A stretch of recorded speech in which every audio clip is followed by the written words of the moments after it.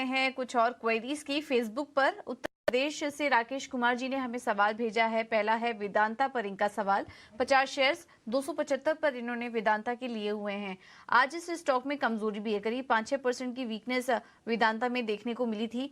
इस वक्त 211 के पास कारोबार कर रहा है। यहाँ पर मूडीज की तरफ से वेदांता में एक डाउनग्रेड भी देखने को मिला है, जिसके चलते आज हम देख रहे हैं कि स्टॉक में वीकनेस बनी हुई है। बट वेदांता, राहुल क्या व्यू बन रहा है आपका वेदांता पर? ये जो गिरावट आई है, कोई स्टॉप लॉस आप सुझाएंगे और कब तक एक रिकवरी यहाँ से देखने को मिल सकती है वेदांता में? बिल्कुल सही कहा आपने, क्योंकि इतना गिर गया है तो एक स्टॉप लॉस देना सबसे इम्पोर्टेंट बात होगा यहाँ पे। तो स्टॉप लॉस उनको 194, 193 वो लेवल पे स्टॉप लॉस उनको रखना चाहिए। और अगर ये स्टॉप लॉस हिट हो जाता है, मेरा राय होगा कि एग्जिट करके दूसरे स्टॉक्स में निवेश करना चाहिए जहाँ पे मोमेंटम साइड की तरफ हो, ताकि उनका ये जो लॉस है वो थोड़ा सा रिकवर हो सके।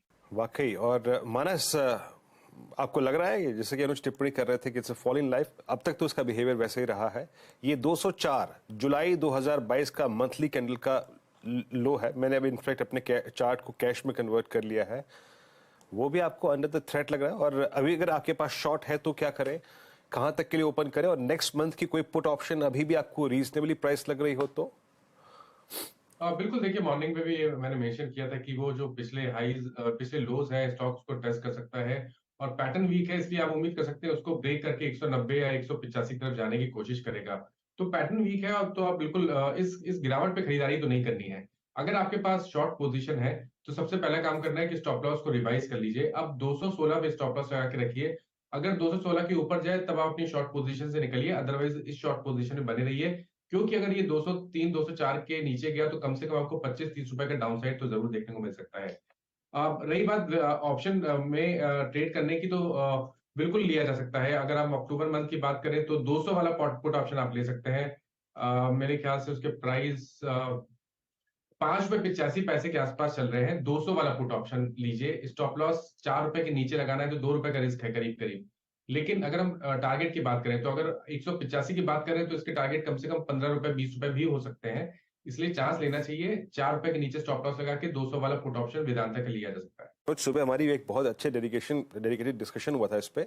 उस वक्त ट्रेजेक्टरी थी करीब 217-16 की। Now it's 209। हम बात कर ही रहे थे। अब लग रहा है अनुज, वो 202 का जोन जो है वो जून 2022 का, वो भी अंडर द थ्रेट लग रहा है आपको? फिर वो बच जाए बड़ी बात होगी। मतलब मेरे ख्याल से अगर आप इसके अब चार्ट्स देखें, अब अगर आप इसका वीकली चार्ट देखेंगे तो वीकली चार्ट में इसने काफ़ी क्रूशल लेवल्स ब्रेक किए हैं और 200 वीक मूविंग एवरेज भी इसने ब्रेक किया है। और मेरे ख्याल से अब यहाँ से वो लेवल तो, इनफैक्ट आई थिंक वो लेवल तो हमने जो जून 2022 वाला लेवल है वो तो आई थिंक हमने ब्रीच कर दिया है वीरू। उसके नीचे हम चले गए हैं शायद। अब I think next level to watch सीधा होगा यहाँ से आगे डबल डिजिट में। ये इसमें इस तरीके का ब्रेकडाउन है जिस तरीके का इसने, इनफैक्ट अब आप इसका अगर मंथली चार्ट देखें तो अभी 200 मंथ मूविंग एवरेज पर आ गया। Forget about 200 week moving average. अभी 200 मंथ मूविंग एवरेज का करीब करीब 189-190 पर प्लेस्ड है, जो मैं देख पा रहा हूँ इसका।